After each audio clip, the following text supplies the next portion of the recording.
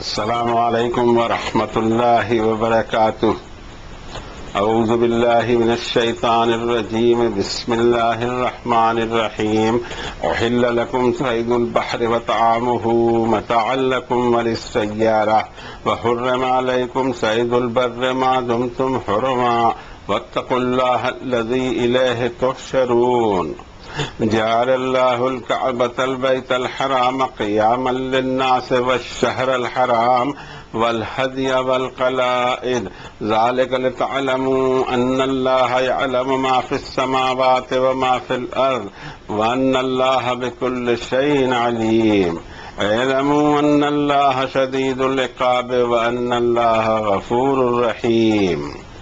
ما علی الرسول الا البلاغ واللہ یعلم ما تبدون وما تکتمون۔ قل لا يستوي الخبيث والطيب ولو أعجبك كثرة الخبيث فاتقوا الله يا أولي الألباب لعلكم تفلحون۔ يا أيها الذين آمنوا لا تسألوا عن أشياء إن تبد لكم تسؤكم وإن تسألوا عنها حين ينزل القرآن تبد لكم عفى الله عنها والله غفور حليم۔ قد سألها قوم من قبلكم ثم أصبحوا بها كافرين۔ ما جعل الله من بحيرة ولا سائبة ولا وسيلة ولا حام ولكن الذين كفروا يفترون على الله الكذب وأكثرهم لا يعقلون۔ صدق الله العظيم وصدق رسوله النبي الكريم ونحن على ذلك لمن الشاهدين والشاکرین والحمد للہ رب العالمین۔ اس دنیا انسانیت کے لیے جو گائیڈ بک اللہ تعالیٰ نے اتاری ہے اور جو وہ ٹل نہیں سکیں، وہ لاز نازل فرما ہیں جو ہر دور میں نازل فرماتا رہا، اور فائنل جو ٹیسٹمنٹ اس نے نازل فرمایا اس کے چیپٹر 5 کی یہ آیتیں تھی، آیت نمبر 96 سے 103 تک، جس کی تلاوت کی توفیق اللہ نے اپنے اس بندے کو عنایت فرمائے، جس پر جو اس کا جتنا شکر ادا کریں کم ہیں۔ آئیے قرآن شریف سے ہمارے فاصلے کم کرتے ہیں اور ہم سمجھنے کی کوشش کریں کہ ہمارے لیے ان میں کیا احکامات ہے۔ ترجمے کے قریب ہونے کی کوشش کریں، حالانکہ ترجمانی کا حق کسی بشر کا کام نہیں، کلام اللہ کا ہوا کرتا ہے۔ ہم نے دوریاں پیدا کر لی کہ اور ڈائریکٹلی ہمارے دل پہ اثر انداز ہو، ہم اس کو یاد کر لیتے ہیں، نمازوں میں پڑھتے ہیں، احترام کرتے ہیں، سب کچھ کرتے ہیں اور سب اچھا بھی ہے، مگر ایک کام نہیں کرتے، اس کو سمجھنے کی ضرورت نہیں، اس لیے کہ اس کے بغیر ہمیں ہدایت اویلیبل ہے۔ ہماری گاڑی تو چل ہی رہی نا، اور جیسی چل رہی سب کو پتا ہے۔ پہلی آیت شریفہ میں فرمایا حلال کر دیا گیا تمہارے لیے سمندر کا شکار اور اس کا کھانا بھی، سامان زندگی ہے تمہارے لیے بھی اور تمہارے قافلے کے لیے بھی، اور تم پر حرام ہے خشکی کے جانور کا شکار جب تم احرام کی حالت میں ہو۔ اللہ سے ڈر ڈر کر جیا کرو، اسی کی طرف تم گیدر کیے جانے والے ہو۔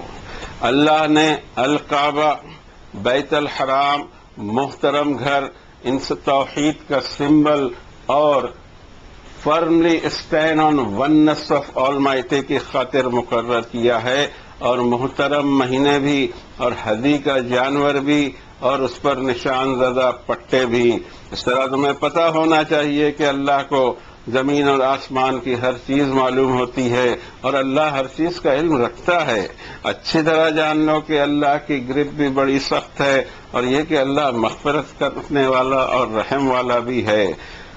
رسول صلی اللہ علیہ وسلم پر اتنی ہی ذمہ داری کے کھل کر میسیجز پہنچا دینا، جبکہ اللہ جانتا ہے تم کیا اوپنلی کرتے ہو اور کیا چھپاتے ہو۔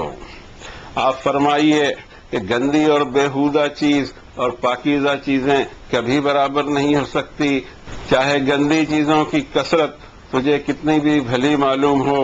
اللہ سے ڈر ڈر کر جیو اے گہری عقل والو، اسی طرح تم کامیاب ہو سکو گے۔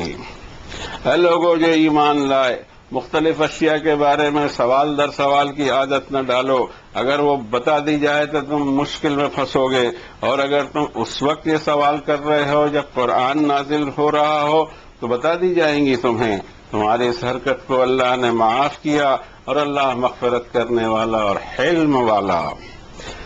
تم سے پہلے کی قوموں نے بھی یہ حرکت کی تھی، اور پھر جب احکامات اترے تو فوراً اس کا انکار کر گئے۔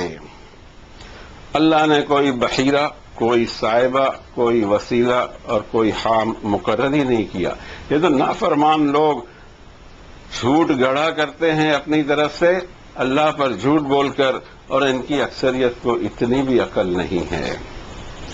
ان آیات بینات میں ہمارے لیے کیا کیا احکامات موجود ہیں، اس کو دریافت کر کے اس پر عمل کرنا ہے، اور عمل کی صورت پیش نہیں آئے تو اس کے ٹینشن کو سمجھنا ہے، اور جب بھی ایسی نوبت آئے کہ ہمیں بھی اس عمل کی توفیق ہو تو ہمیں ان باؤنڈریز کا خیال رہنا چاہیے۔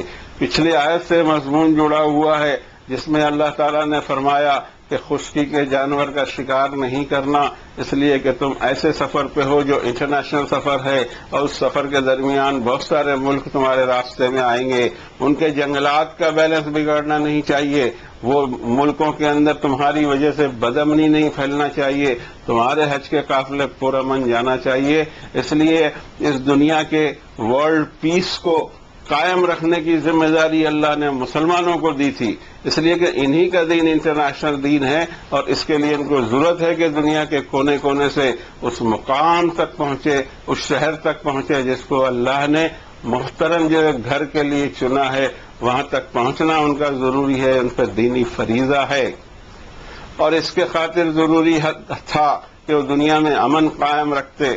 اب بات کچھ الگ ہی جا رہی ہے۔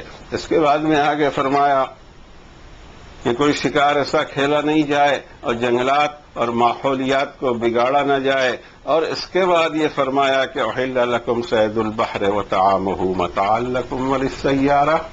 ہائی سیز کے جانور یعنی مچھلیاں یہ تمہارے لیے حلال ہیں، اس کو کھایا بھی جا سکتا ہے، اور یہ سامان زندگی ہے تمہارے لیے، اور یہ تمہارے قافلے کے بھی لیے۔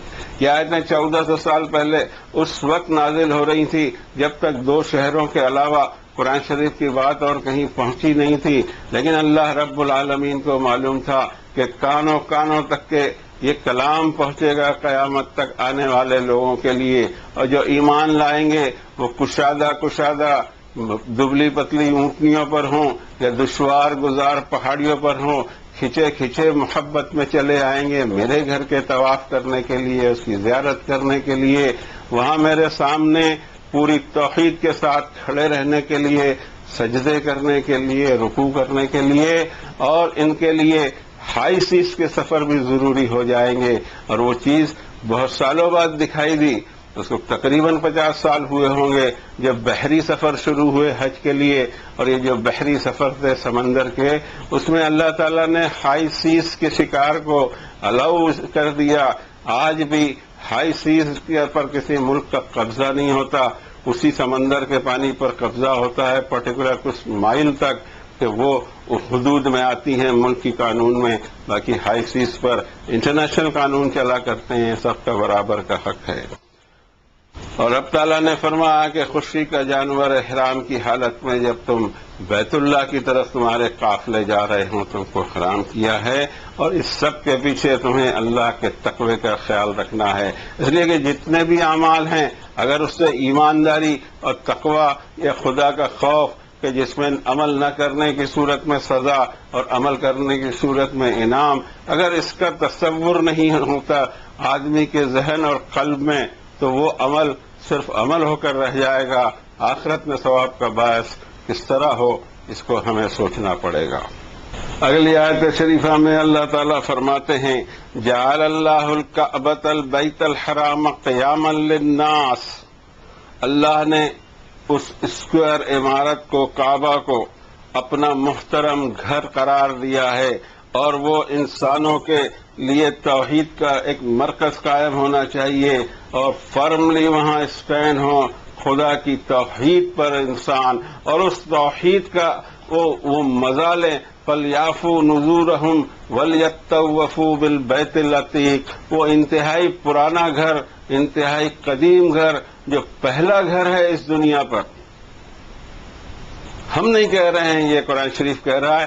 اصل میں ہمارا جو دین آیا ہے وہ قرآن شریف سے آیا ہی نہیں ہے۔ اگر قرآن شریف سے آیا ہو تو ہمیں پتا ہو کہ اس دنیا کے لیے وہ پہلا گھر جو انسانیت کو رخ کرنے کے لیے اور عبادت کرنے کے لیے اس دھرتی پر بنایا گیا، جب بھی ہزاروں اور لاکھوں سال گزر گئے ہوں، وہ سیم جگہ ہے جہاں کعبہ آج موجود ہے۔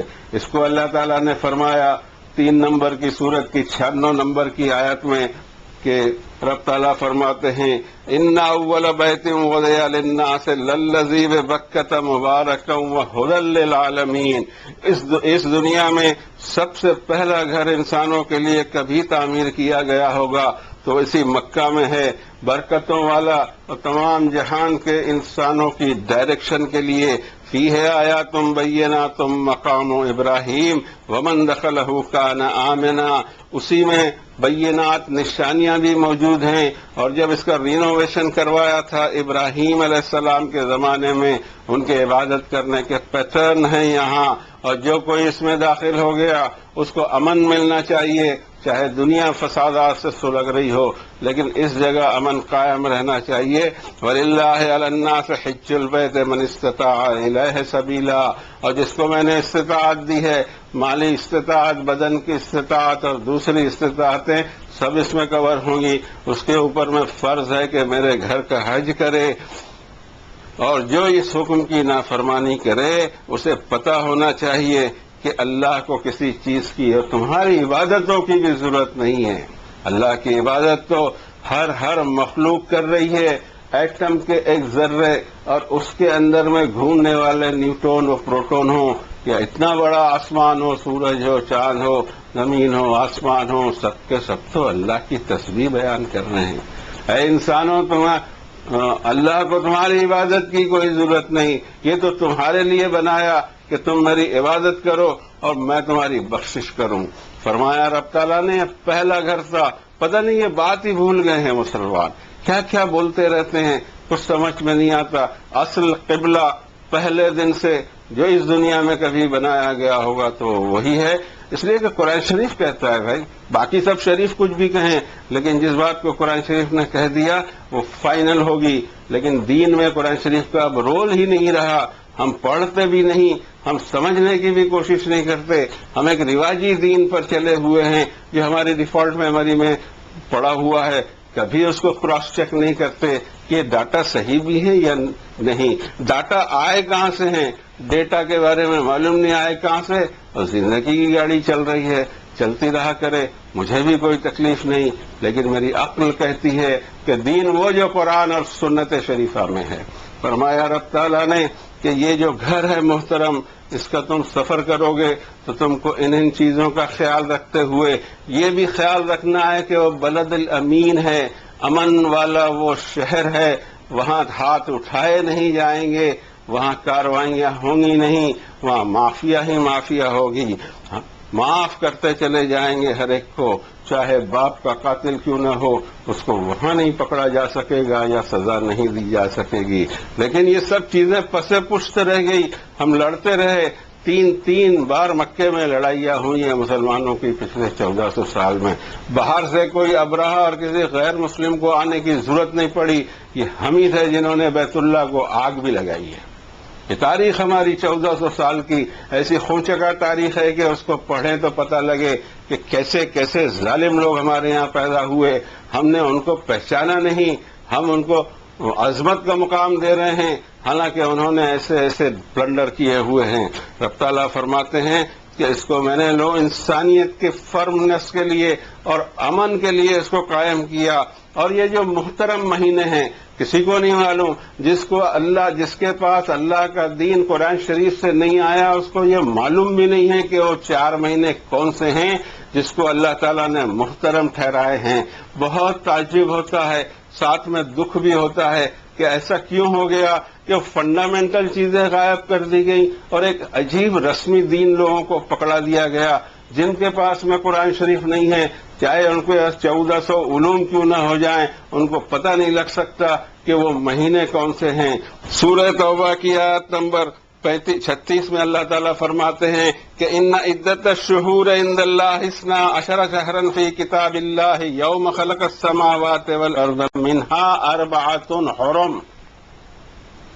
میں نے مہینوں کی گنتی 12 مہینے میں سال ہونا چاہیے یہ مقرر کر دی. یہ تبدیل آج تک نہیں ہوا اور کبھی نہیں ہوگا. دنیا کے سارے کیلنڈر 12 مہینے ہی تقسیم کرتے ہیں، چاہے دور قدیم کے ہوں. ہمارے ملک میں کئی کیلنڈر چلتے ہیں الگ الگ مذہبوں کے. اس کے بعد یہ گریگورین کیلنڈر جو آج کل چل رہا ہے پچھلے 300 سال سے. اس کے علاوہ اس سسٹم کو اللہ نے جاری کیا چاند کے اوپر کہ 12 مہینے اگر ہو جائیں تو 1 سال ہوگا. اور اس 1 سال کے اندر اللہ تعالیٰ نے فرمایا کہ 4 مہینے محترم ہیں، ایک دوسرے پر ہتھیار نہیں اٹھانا. اور یہ 4 مہینوں کا احترام دنیا کو امن دینا ہے. یعنی 1/3 آف دی ایئر اللہ تعالیٰ نے فرمایا ہتھیار مت اٹھاؤ اور انسانیت کو امن ملنا چاہیے. اللہ کو معلوم تھا کہ بھائی اور بھائی کا خون بہانے والا ہے یہاں. اس نے چیکس لگائے، اس نے بریکس لگائے. لیکن ہمارا معاملہ یہ کہ ہر اسپیڈ بریکر کو ہم پاس کر دیتے ہیں. لوگوں کو تو 4 مہینے نہیں معلوم، تو ان کو کہاں سے معلوم ہوگا کہ مہینے کون سے ہیں اور اس کی اہمیت کیا ہے. ان 4 مہینوں میں آتا ہے ذی قعدہ 11واں مہینہ، ذی الحجہ 12واں مہینہ حج کا، اور محرم 1 مہینہ، اور رجب کیا گیا عمرے کے لیے. اس طرح سے امن دیا گیا دنیا کو کہ ساری دنیا کے لوگ حج بیت اللہ کر سکیں امن کے ساتھ. لیکن ہمارا معاملہ 1400 سال کی ہسٹری میں بتایا جا رہا ہے کہ بڑی بڑی جنگیں انہی مہینوں میں لڑی گئی. اس لیے کہ جو دین آیا ہوا تھا وہ قرآن سے نہیں تھا، کسی کو پتہ نہیں، اور جس کو پتہ ہے اس کو بتا دیا کہ یہ آیت پہ اب عمل کی ضرورت نہیں، یہ ہو گیا، پہلے آئی تھی 1400 سال پہلے، آج اس پہ عمل کرنے کی ضرورت نہیں ہے. کیسا دین ہے کہ فنڈامنٹل کتاب اور اس کو ہم بدل دیں اور ہم بتائیں کہ اس کا یہ حکم لاگو ہے اور فلاں حکم لاگو نہیں ہے. How it is possible, how one can dear like this. میرے سمجھ سے باہر ہے کہ اللہ کے احکامات سے آزادی ایسی کیسی ان کو حاصل ہو گئی، لیکن یہ آزادی ہم نے حاصل کی. ان 4 مہینوں میں ہتھیار نہیں اٹھائے جائیں گے، اس کے پورے لا قرآن شریف میں موجود ہیں. ہمیں تو مہینے نہیں معلوم، ان کے احترام کے کارن نہیں معلوم، اور دین ہمارا مست چل رہا ہے، یہ بھی میری سمجھ سے باہر ہے. رب تعالیٰ فرماتے ہیں کہ یہ جو محترم مہینے ہیں وہ بھی انسانیت کے قیام اور امن کے لیے، والہدیہ، اور وہ جانور جو وہاں قربانی کے لیے جانے والے ہیں. حج کے درمیان قربانی کی آئٹم رکھی، وہ غیر آباد علاقہ ہے جس کو معلوم ہو گیا وہاں کا جغرافیکل جو بیلنس ہے اور ایکولوجیکل بیلنس ہے سعودی عرب کا یا پرٹیکولر حجاز کا، جہاں مکہ ہے، کہ وہاں ایک ہرا پتہ نہیں اگتا، بے آب و گیاہ وادی ہے. اور یہ ہم نہیں کہہ رہے ہیں، قرآن شریف نے اس کو 4000 سال پہلے فرما دیا حضرت ابراہیم کی دعا کے اندر کہ ربنا انی اسکنت من ذریتی بواد غیر ذی زرع عند بیتک المحرم. یا اللہ، آپ کے حکم کے مطابق میں نے اپنے خاندان کے ایک حصے کو یہاں آپ کے محترم گھر کے قریب بسایا ہے. یہ وادی ایسی ہے کہ یہاں کچھ نہیں ہوتا پیدا. اور پھر اس کے بعد دعا کی کہ وَارْزُقْهُم مِّنَ الثَّمَرَاتِ لَعَلَّهُمْ يَشْكُرُونَ. اب آپ ان کو دنیا کے کونے کونے سے غذا پہنچائیے. اس غذا کے اندر میں 2 چیزوں کا بڑا اسپیشل انتظام اللہ تعالیٰ نے کیا حضرت ابراہیم کے ہی دور میں کہ حضرت اسماعیل پیاسے تھے اور ان کی والدہ ماں ہاجرہ پانی ڈھونڈنے کے لیے صفا اور مروہ کے بیچ میں دوڑ لگا رہی تھی، اور اللہ نے وہاں چشمہ جاری کیا زمزم کا، جو آج تک اپنے لیول کو نہیں چھوڑا، ساری دنیا میں لے جایا جا رہا ہے. اتنا زبردست اس کا استعمال ہو رہا ہے، لیکن پانی کبھی کم نہیں ہوتا، چلے آ رہا اس چشمے سے. پانی کا سب سے پہلے انتظام کیا، انسان کی پیاس بھی بجھے اور انسان اپنے بدن کو صاف کر کے اپنے رب کی عبادت کر سکے. اور دوسرا انتظام اللہ تعالیٰ نے قربانیوں کے ذریعے کیا. وہ قربانیاں انہیں سال بھر کام آتی تھی. اصل میں آج کا جو دور ہے فریج کا اور دوسرے گیجٹس کا، اس کی وجہ سے ہم کو پتہ ہی نہیں کہ natural system to preserve the meat, یہ زبردست سسٹم ہے. نمک لگا کر دھوپ میں سکھا دیے جائیں گوشت کے پارچے، سارا سال چلتے ہیں وہ without any fridge, without any reconditioning. اور یہ دو انتظام اللہ تعالیٰ کی طرف سے حج کے خاطر ہوئے ہیں. اس وجہ سے وہاں زندگی کے سفر چلتے رہے. یہ 150 سال کے پیٹرول ڈالر کو نہ دیکھا جائے، اس نے تو ساری دنیا کو خریدنے کی قوت ان میں پیدا کر دی. اس وقت یہ حال تھا کہ لوگوں کو اپنے اناج ساتھ میں لے کر جانا ہوتا تھا کہ وہاں اناج کی بھی بڑی مشکل تھی. یہ امپورٹ ایکسپورٹ کے بزنس اتنے پھیلے نہیں تھے، اور یہ 50 سال پہلے کی بات ہے. یہاں سے جانے والے ان حاجیوں بزرگ لوگوں کو پوچھ لیجئے جو سن 50 اور سن 60 میں جنہوں نے سفر کیا ہے، پورا ریشن اپنا 3 ماہ کا ساتھ میں لے کے چلتے تھے کہ ریشن واز ناٹ اویلیبل دیئر. اب اللہ نے وہ پوزیشن بدل دی. یہ بھی اس کی قدرت کا ایک مظاہرہ ہے. لیکن فرمایا کہ یہ حکم آخر تک رہے گا کہ وہ ہدی کے جانور جو انسان قربانی کی خاطر بیت اللہ کی طرف لے کر جا رہا ہے، اس کی بھی انسلٹ نہیں ہونا. اس احترام میں ایک بڑی باریک ریکھا آتی ہے. ان کی انسلٹ نہیں ہونا، لیکن ان کی پوجا بھی نہیں ہونا. ان کی عظمت دل میں ہو. اور رب تعالیٰ نے 2 ٹرم اس کے لیے استعمال کی ہے، شعائر اللہ معنی سمبلس آف اللہ، اور حرمات اللہ وہ چیزیں جس کو اللہ نے محترم کر دیا. اب وہ جو جانور جس کو یادی کے لیے یا پہچان کے لیے کوئی نشان لگایا گیا ہے، گلے میں کوئی پٹا ڈالا گیا ہے، وہ بھی اہمیت کے قابل ہے، پوجا کے قابل نہیں. عبادت تو صرف ایک اللہ کی ہوگی، لیکن یہ اللہ کی نامزد ریزرو چیزیں ہیں، اس کا احترام مقصود ہے. آج کے دور جیسا دور نہیں کہ نوٹ پھینکیے اور سامان خرید لیجئے. اس دور میں یہ تھا کہ آپ کو حج کرنا ہے تو آپ جتنے جانوروں کو پالتے ہیں اس میں سے کوئی جانور آپ کو چوز کرنا ہوگا کہ جو بڑا ہو جائے، اس عمر کا کہ سفر کر سکے، اس کو جا کے وہاں قربان کرنا ہوگا. اور اس وجہ سے اس پر نشان ڈالا کرتے تھے. آج بھی جو جانوروں کا کام کرتے ہیں نشان لگاتے ہیں اپنے اپنے جانوروں پر، جیسے کہ جانور فیس سے پہچانے میں نہیں آتا. اور یہاں ملینز اینڈ ملینز انسان ہیں، ان کی ایک ہی آئیڈینٹی اللہ نے بنائی، ان کا فیس. اور اس کے بعد فرمایا کہ اس کی کیا اہمیت ہے. ذالک لتعلموا ان اللہ یعلم ما فی السماوات وما فی الارض وان اللہ بکل شیء علیم اعلموا ان اللہ شدید العقاب. اچھی طرح یاد رکھنا کہ اللہ کی گرپ اور اس کا عذاب ایسا سخت ہوتا ہے کہ قومیں اور بڑی بڑی سلطنتیں بل بلا اٹھتی ہیں. اور یہ بھی یاد رکھنا کہ بڑی مغفرت والا اور رحم والا ہے. تم ایک بار پلٹو تو صحیح، تمہارے دل تو نرم پڑ جائیں. تم نے نافرمانی آئی کیوں، اور اگر آ ہی گئی ہے کسی وجہ سے تو معافی مانگ کر اور سیدھے ہو کر اپنے گناہوں کو اریز بھی کیا جا سکتا ہے.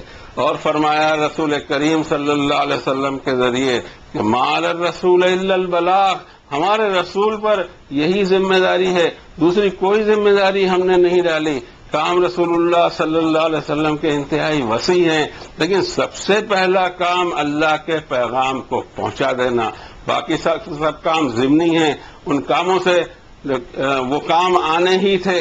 جب ایک سوسائٹی اسٹیبلش ہو گئی تو اس سوسائٹی کو رن کرنے کے لیے اللہ کے نبی جو وہاں موجود ہیں وہی اس کو رن کریں گے، لیکن وہ سیکنڈری ہے.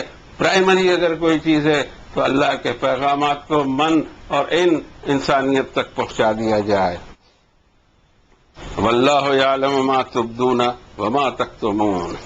پھر فرمایا قل لا یستوی الخبیث والطیب ولو اعجبک کثرۃ الخبیث. بری اور گندی چیزیں طیبات کا کوئی مقابلہ نہیں کر سکتی پاکیزہ چیزوں کا، چاہے اس کی بہت ساری کثرت ہو اور بہت اٹریکٹیو دکھائی دے، لیکن برابر نہیں ہو سکتے. اللہ سے کانشیس رہ کر زندگی گزاریں.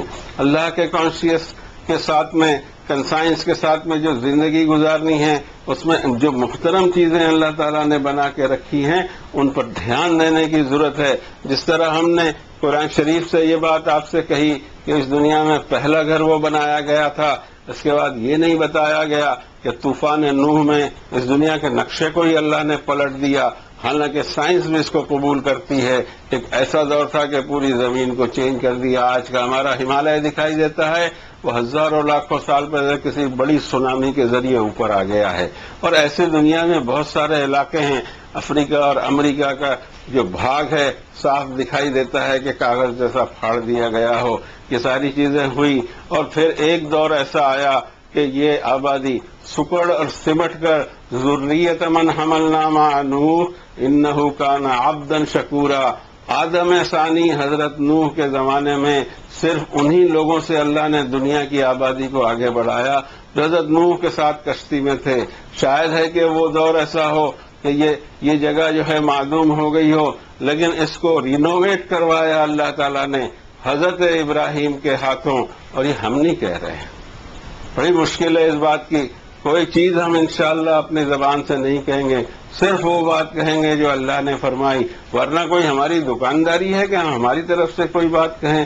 رب تعالیٰ فرماتے ہیں سورۃ الحج میں کہ وَإِذْ بَوَّأْنَا لِإِبْرَاهِيمَ مَكَانَ الْبَيْتِ أَلَّا تُشْرِكْ بِي شَيْئًا وَطَهِّرْ بَيْتِيَ لِلطَّائِفِينَ وَالْقَائِمِينَ وَالرُّكَّعِ السُّجُودِ. اور جب ہم نے لے آؤٹ بتایا حضرت ابراہیم کو، حضرت ابراہیم وہاں کہیں قرب و جوار میں نہیں رہا کرتے تھے.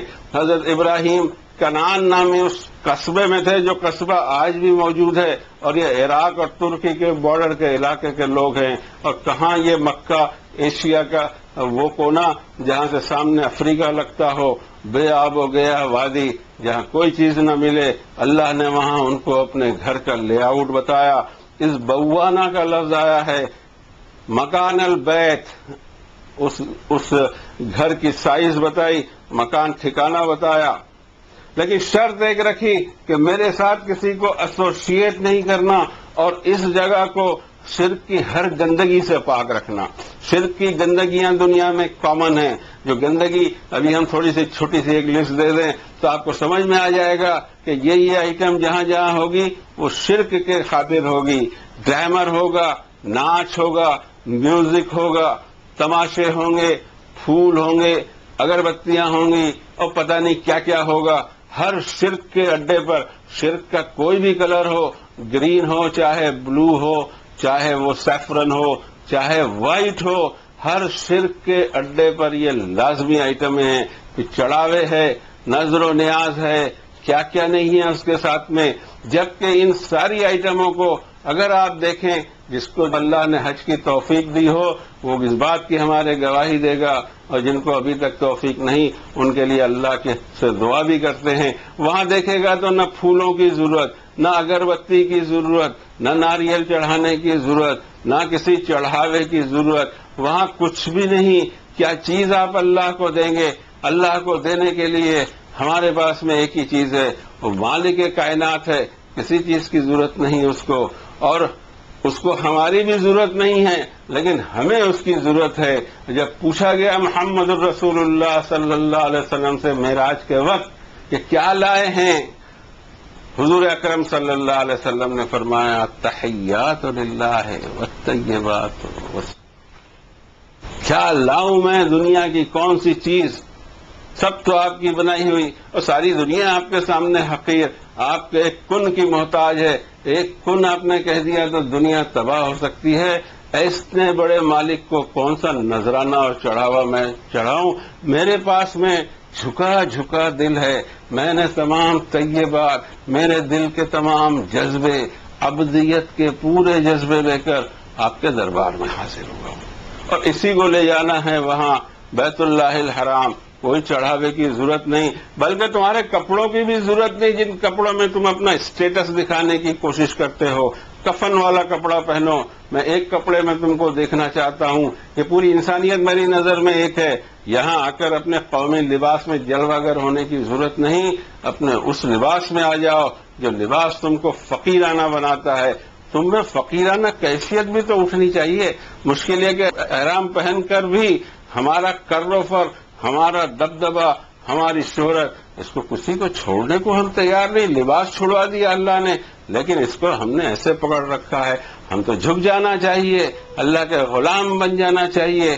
کپڑے بھی اپنے تبدیل کر کے وہ کپڑے پہن لیے جو آخرت کے کپڑے ہیں، اور اپنی موت کو یاد کرتے ہوئے وہاں جانا چاہیے. یہ ساری چیزیں پس پشت چلے گئی، رسم رہ گئی. ایک ایک آئٹم بال سے باریک اور تلوار سے تیز، پورا اس میں انحصار ہو گیا. اس کی اسپرٹ غائب ہے. یہ اسپرٹ اس کے پیچھے ہونا چاہیے. پھر اس گھر کو حضرت ابراہیم کے ہاتھوں اللہ نے رینوویٹ کرایا. اور اسی کی پرنسک میں اسی علاقے میں وہ دو چھوٹی چھوٹی پہاڑیاں بھی موجود ہیں جس کے بیچ پانی کی تلاش میں اللہ کی ایک بندی گھوم رہی تھی اپنے معصوم بچے کے لیے جو پیاس سے رو رہا تھا، اور اس میں جو ان کے چکر لگ رہے تھے اسی کو رب تعالیٰ فرماتے ہیں ان الصفا والمروۃ من شعائر اللہ، یہ بھی اللہ کی توحید کے سمبل ہیں۔ اس کے آگے فرمایا سورۃ المائدہ جو ہمارے زیر غور ہے، ایک اہم آیت جس کی طرف ہماری توجہ نہیں، یا ایھا الذین آمنوا لا تسألوا عن اشیاء ان تبد لکم تسؤکم، اے لوگو سوال در سوال کرنے کی عادت بند کرو، بتا دی جائیں گی تو مشکل میں پڑو گے۔ اور ہمارا معاملہ یہ کہ عمل نہیں کرنا ہے، مسئلے ہمیں پتہ ہونا چاہیے، مسائل پر مسائل پوچھتے رہتے ہیں اور ایسا ہوتا ہے کہ کسی مسئلے پر عمل ہی نہیں ہوتا۔ کہ یہ فطرت یہودیوں کی فطرت اللہ تعالیٰ نے قرآن شریف میں سورہ بقرہ میں فرمائی، اور یہاں تذکرہ فرمایا کہ اسی حرکت نے دوسری قوموں کو ذلیل کیا ہے۔ قد سألها قوم من قبلکم، تم سے پہلے یہی حرکت کرتے تھے، اور اس حرکت کو دیکھا جا سکتا ہے سورۃ البقرہ میں اللہ کا حکم آیا کہ ان تذبحوا بقرہ، ایک گائے قربان کرو اللہ کی خاطر، وہ نہیں ہوا ان سے۔ وہ نہیں ہونے کے بعد میں یہ ہوا کہ سوال شروع ہوا۔ 5-6 آیتوں میں یہ واقعہ ہے سورۃ البقرہ کے 66 نمبر سے شروع ہوتا ہے کہ جب حضرت موسیٰ نے کہا کہ اللہ تمہیں حکم دیتا ہے کہ ان تذبحوا بقرہ، ایک گائے کی قربانی، ایک گائے کو ذبح کرو، تو پوچھنے لگے کہ ہم کو بتائیے اس کا رنگ کیسا ہو، اس کی عمر کیسی ہو، اس کی ہائٹ کیسی ہو، وہ دکھتی کیسی ہو۔ یہ مسائل پوچھتے رہے، اور سارے مسائل کا جب جواب دے دیا گیا تو حالت یہ ہوئی کہ کرنے کا دل نہیں ہو رہا تھا۔ حکم پر عمل کرنا ضروری ہے، حکم پر مسئلے پوچھنے کو اللہ تعالیٰ نے بتایا ہے کہ یہ حرکت ایسی ہے کہ جو تم کو گمراہ قوموں کی طرف لے جائے گی۔ مسائل کا انبار ہے، روح غائب ہو گئی ہے، اس لیے کہ ہم پوچھا کرتے ہیں اور جن کو معلوم ہے وہ جواب دیتے رہتے ہیں۔ ایک عمل کے اندر انسان اور اس کے رب کا ہی تعلق ہوتا ہے، بیچ میں کوئی ایجنسی نہیں رکھی۔ اللہ نے فرمایا کہ اگر یہ پوچھتے رہو گے اور جب قرآن نازل ہو رہا ہو تو ضرور تم کو جواب ملے گا اور بھاری پڑ جائے گا تم کو۔ اور آخری جو آیت شریفہ ہے اس میں اللہ تعالیٰ فرماتے ہیں ما جعل اللہ من بحیرۃ ولا صائبۃ ولا وسیلۃ ولا حام، ان ناموں کی کوئی چیز اللہ نے نہیں بنائی۔ یہ نام ہر دور میں الگ الگ جگہ الگ الگ روپ میں چلتے رہتے ہیں، نہ بحیرہ، نہ صائبہ، نہ وسیلہ اور نہ حام، یہ کوئی چیزیں اللہ تعالیٰ نے نہیں بنائی، یہ تو ان لوگوں نے بنائی ہے جو دین میں جھوٹ کو گڑھ کر اس کو پھیلا دیا ہے۔ ایسی ہی ساری چیزیں جس کا کوئی تذکرہ قرآن میں نہیں، پھر ان کے نام بھی ایسے ہیں کہ قرآن شریف میں وہ نام نہیں ملیں گے۔ الگ الگ سوسائٹی میں چلے آئیے، الگ الگ چیزیں، کوئی چلے ہیں، کنڈے ہیں، گاگر، چادر، وہ کیا کیا نہیں ہوتے رہتا ہے، لیکن ان کا کوئی تذکرہ قرآن شریف میں موجود نہیں۔ اس لیے ہر آدمی چاہتا ہے کہ قرآن شریف نہ پڑھنے دیں لوگوں کو، ورنہ یہ پورا سسٹم بریک ہو جائے گا۔ ضرورت اس بات کی ہے جو کر رہے ہیں عمل وہ ڈھونڈیں کہ واقعی اس کی کوئی اہمیت ہے، کیا واقعی اللہ نے اس کا حکم دیا، یہ کسی نقلی ایجنٹ نے ہمارے ہاتھ میں یہ دین پکڑا دیا۔ ہم اللہ کی پناہ مانگ کر اس کی کتاب کی طرف رجوع ہوتے ہیں کہ جو حکم اس نے دیا، یا اللہ ہمیں توفیق دیجیے کہ ہم اس پہ پورا عمل کر سکیں، اور جن چیزوں کو آپ نے منع کیا ہمیں توفیق دیجیے کہ ہم اس سے رک جائیں۔ اللہ ہدایت بھی تو ہم روز آپ سے کتنی بار مانگتے ہیں، اہدنا الصراط المستقیم، اللہ ہمیں صراط مستقیم پہ چلائیو، ڈیویشن نہ آ جائیں، کوئی رانگ ٹرننگ ہم نہ لے لیں۔ اللہ ہماری حفاظت فرمائیے۔ وصلی اللہ علی النبی الکریم۔